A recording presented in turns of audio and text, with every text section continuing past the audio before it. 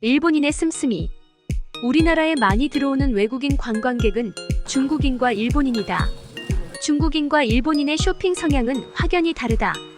사람에 따라 다르기는 하지만 대체적으로 중국은 씀씀이가 큰 편이고 일본은 근검절약형이다.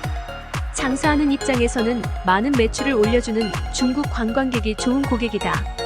중국이 세계의 공장으로 경제 성장을 이루면서 경제적으로 여유를 갖게 되어 세계 어디를 가더라도 중국 관광객을 만날 수 있다. 이들의 쇼핑 열기는 해외 토픽감이 될 정도로 화제가 되었다. 이에 반해 일본인 관광객들은 대체적으로 세세하게 따져서 구입하고 낭비성 쇼핑을 하지 않는다.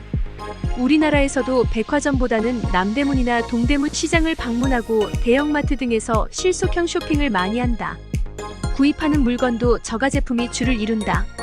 김이나 김치, 삼계탕과 같은 한국 특산품과 의류는 명품보다는 동대문이나 남대문에서 가죽 제품 같은 일본에 비해 상대적으로 저렴한 제품을 구입한다. 카지노에서도 일본인에 비해 중국인이 훨씬 더 많은 돈을 쓴다고 한다.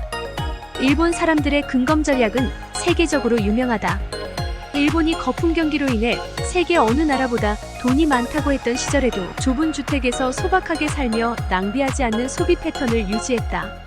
저축률이 가장 높은 국가로 많은 국가의 모델이 되기도 했다. 이 시절에 명품 시장에 큰 손이 된 적도 있기는 했지만 그렇다고 흥청망청 쓰는 스타일은 아니었다. 우리나라에도 진출한 다이소와 같은 백엔숍도 이러한 일본인들의 소비 성향을 간파하여 탄생한 비즈니스라 할 수 있다. 근검 전략이 관점에 따라서는 구두쇠로 보일 수 있고 자잘하고 옹색하게 보일 수도 있다. 일본 거래처 임원이 한국에 방문했을 때의 경험이다. 환전을 하고 싶다고 해서 은행으로 안내를 했다.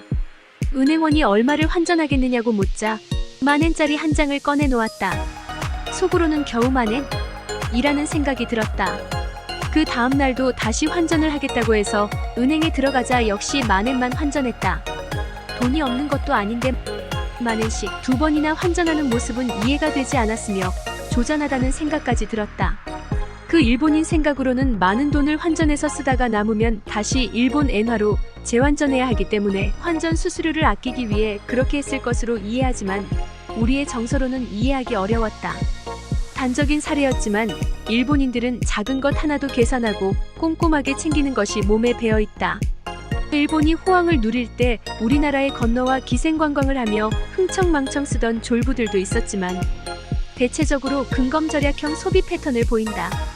금리는 제로에 가깝지만 저축률은 세계 최고 수준을 자랑한다. 백엔숍이나 중고 서적과 CD를 유통하는 부고프와 같은 저가 또는 중고 유통 매장에는 손님이 끊이지 않는다. 고급 요리집이나 술집보다는 서서 먹는 음식점이나 선술집이 북적인다. 저렴한 소고기 덮밥집은 호황기든 불황기든 점심시간에는 만원을 이룬다. 그렇다고 전혀 쓰지 않는 것은 아니다. 접대하는 손님에 따라 다르고 이성도 사귀는 정도에 따라 다르겠지만 접대나 이성교제에서는 아끼지 않고 쓴다.